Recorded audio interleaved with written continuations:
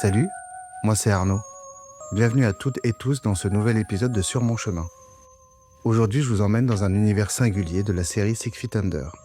Et si au premier abord on pense qu'il ne s'agit que d'une histoire d'entreprise de pompes funèbres, laissez-moi vous dire que Six Feet Under va bien au-delà d'une simple comédie macabre. La série nous plonge au cœur de la famille Fisher, à la fois imparfaite et profondément humaine.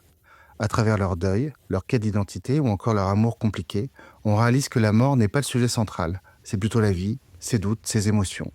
Le fils aîné Nate tente de réconcilier ses envies personnelles avec son sens du devoir.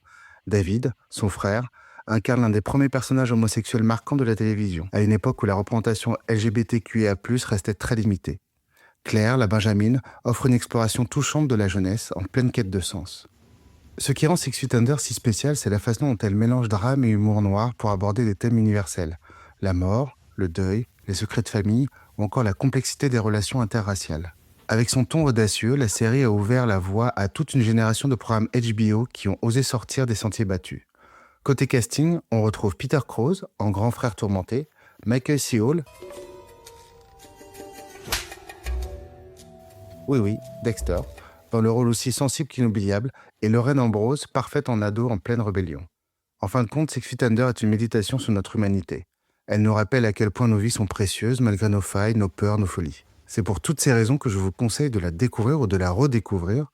Après tout, qui aurait cru qu'une série sur la mort pouvait nous apporter autant de vitalité? Merci de m'avoir écouté. On se retrouve très vite pour un nouvel épisode. D'ici là, n'oubliez pas, nos chemins sont parfois surprenants, alors restons curieux.